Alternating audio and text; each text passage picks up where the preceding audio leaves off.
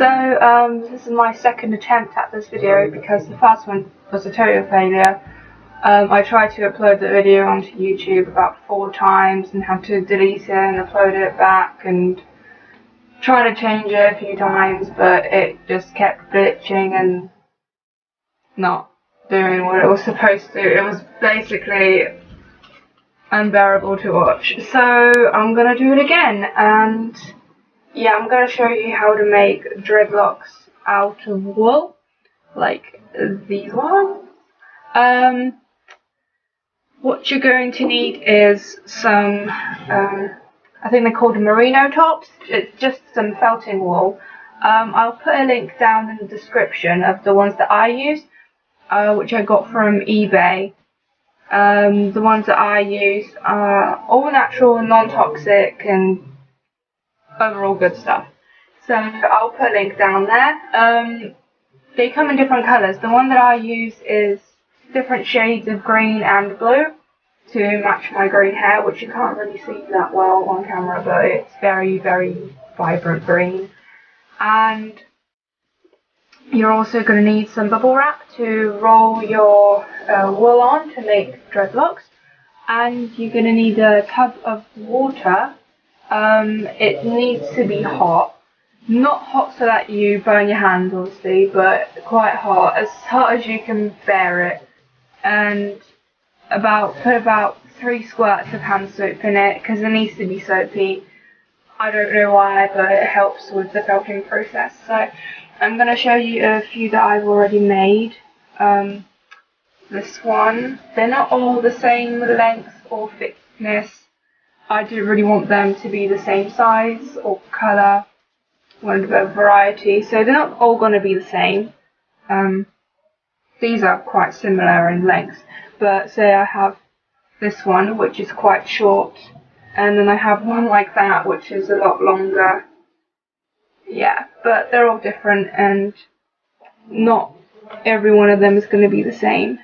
So what you need to do first is take a long piece of dry wool. I don't have any dry wool because I've wet mine, put mine in water, but this is, oh no, actually this one's pretty dry.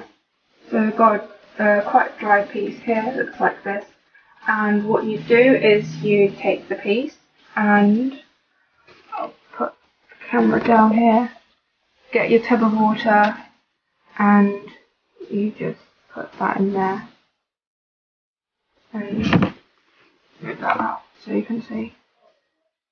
Swirl it about a bit, make it really wet, and then you just take it and rinse it down so that it's not dripping everywhere. There we go. Okay.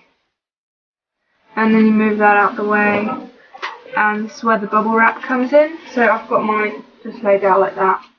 And then you start rolling. And how I do it is I use my fingers first, just to roll it gently into sort of sausage, let's say, because if you do it too hard, it's just gonna go flat and it won't felt properly, and you want it to be round, so use your fingers first, like these bits, and just roll.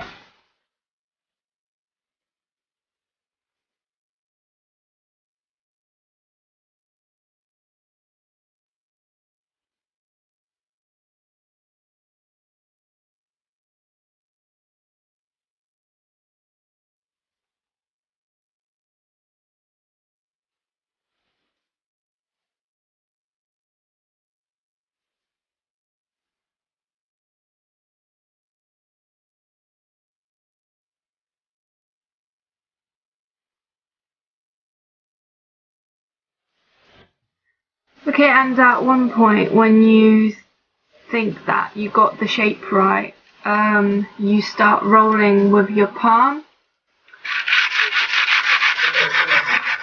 to get more done quicker, and you have to really press hard against the bubble wrap for it to felt properly.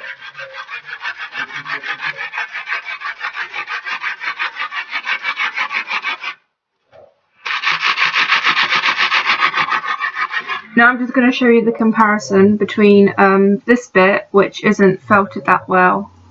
You could still kind of pull these bits, but yeah, there you go. You do not want that. But if you look at this bit, it's really tough. You can see me trying to pull it apart, and there's no way this is going to pull apart. Once you've done your dreadlock, you really want it to be quite dense.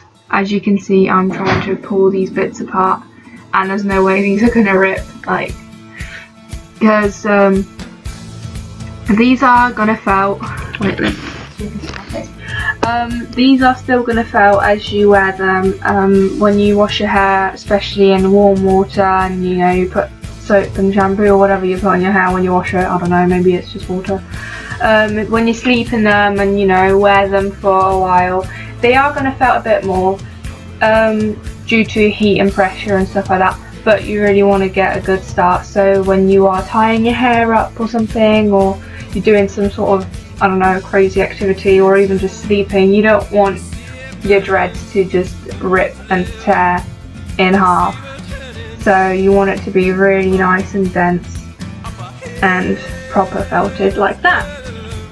If you find that your dread is a bit thin, like, let's compare these two, there's quite a bit of difference in thickness. I had 2 pieces here somewhere. You can't see that.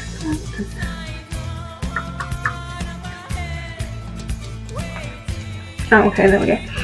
Yeah, so if you want to put 2 pieces together, make them a bit thicker. These aren't, it's ideal if you do use wool that hasn't been felted at all, so like the one that I had just a second ago. These are a little bit felted, but I think we can still make do, and I'm going to show you how to put these 2 together. So all you do is you put them together, obviously, and then you take your tub of water like so, and you just put it in there, dab it, swirl it about, pull out the fibres a bit to make it really loose and easier to felt and sort of stick to the other piece. And then you just take these out and raise like so. Okay, set that aside. I'm going to move that out of the way for a second. And you just start rolling again, but at this point I wouldn't even bother using your fingers, just go in full on the palm, because not only do you have to felt the individual pieces, you're also trying to felt enough so that these 2 actually fuse.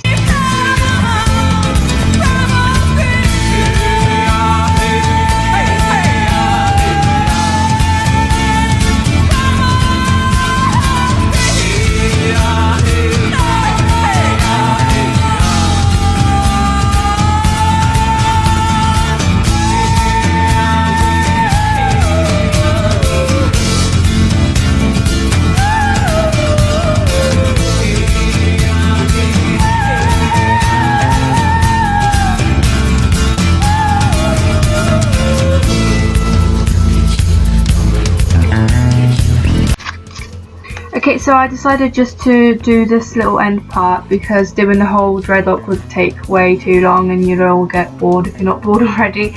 But I just wanted to show you how I started off with these 2 being completely separate and now they're fused together. It does take a bit longer to felt 2 pieces of already felted wool together, obviously, but it is doable.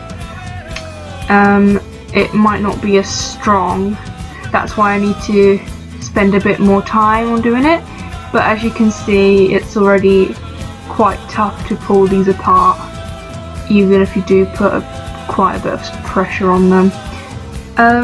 Yeah, so Considering these are wool, I think you can dye them. So if you want to buy like any lighter colour, say, you know, white obviously, or cream wool, and then dye it with either fabric dye, or I even think hair dye would be okay.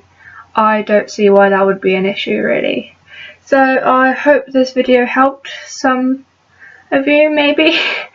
I enjoyed making it, and I'll try to make more videos now because I haven't made that many recently.